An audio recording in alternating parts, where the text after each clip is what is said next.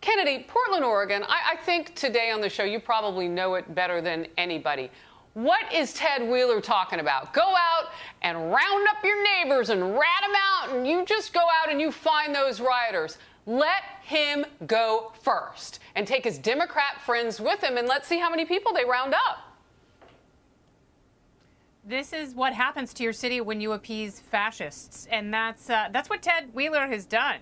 And he has helped maintain this climate for 9 months. So if you got pregnant at the beginning of the Portland riots, you would have a baby now. That's a pretty incredible thought, and it's only getting worse and worse. Why would you want to be a cop in a place like that when, you know, the people who are assaulting you, they're not charged? You know, and if you are able to arrest them, they are free to go within a few hours, and the DA is not going to prosecute people who assault other people, who commit arson. This is not freedom. This is the opposite of freedom. And Ted Wheeler now realizes that people are free to choose to visit other cities and start businesses in other places and go to other states that have not devolved into this dumpster fire.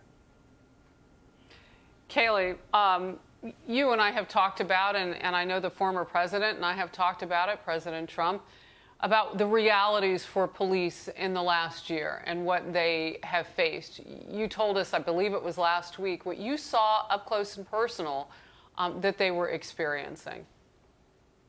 Yeah, that's right. And you had people like Ted Wheeler, when federal officers went into his city, he called them paramilitary forces and said he stood with the protesters. Well, now here we are 10 months later. He totally demonized our officers, our federal forces who were just there to help. And let me tell you a little bit about what they were enduring during my time in the White House. When the federal officers went in, these protesters tried to burn down a building that they were in.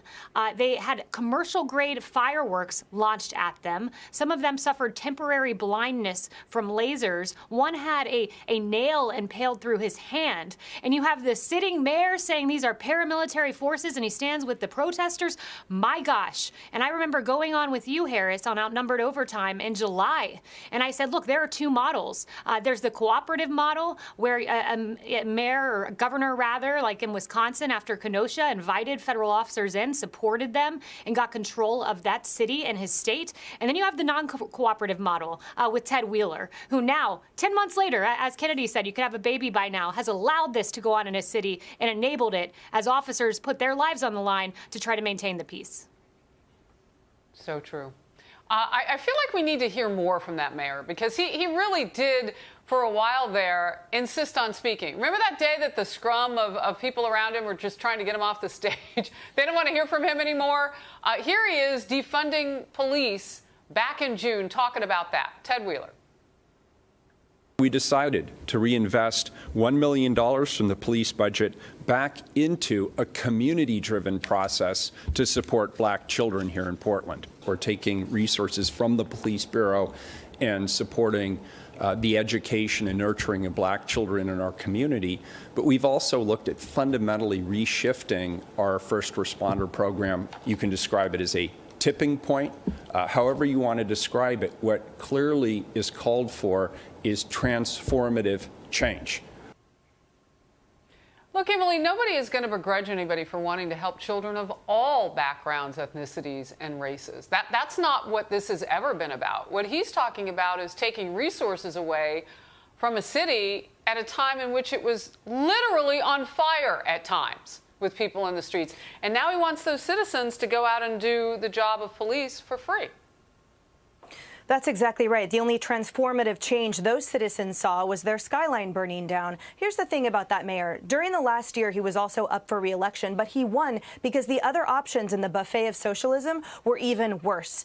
He just last month tried to backpedal his ridiculous decisions a year ago and tried to infuse a $2 million one-time surge back into the police department to address gun violence. Unanimously, the city council commissioners said no. They said then you get $6 million to address gun violence, but you cannot give $1 of it to the police department. So what happens? Now they give $1 million to park rangers to patrol the parks when, remember, we covered the story where 2 park rangers were chased by a man with a knife and they then had to call 911 to get the cops to come and arrest that guy. $4 million of it went to nonprofits in Portland to address gun violence. So to your point, Harris, about his call to action for citizens, they are also now relying on philanthropists and nonprofits to make those streets safe. And then the final surge, get this is the kicker, is to reallocate 14 officers to create a gun violence intervention team, because remember, they eradicated the gun violence reduction team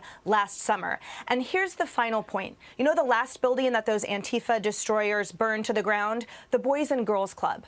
That city is a complete example of what happens when you fester and placate, to Kennedy's point, not only the fascists, but those destructive protesters, and you don't stand with a spine like the rest of the citizens are. And quick point, too, about Seattle, where I'm sitting, we've lost over 200 officers, and recently it's been called a staffing crisis by the chief and the deputy mayor of this town, as well as the president of the Downtown Business Association, because those people are seeing clearly that officers are leaving in droves, not to mention, to Joe Concha's points, all of the statistics about injuries and deaths and dying by suicide. And yet our public safety chair here says, oh no, it's not because we decimated the budget. Oh no, it's not because we took away all of the overtime that here police departments use to, for example, stay proficient and current with their scuba diving and boating, things that this water town needs.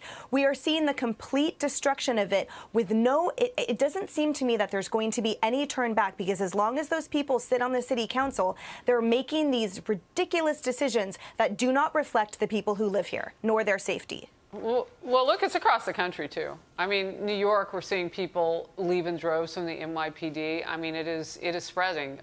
Your phrase was a buffet of socialism. I wrote it down. Worth remembering.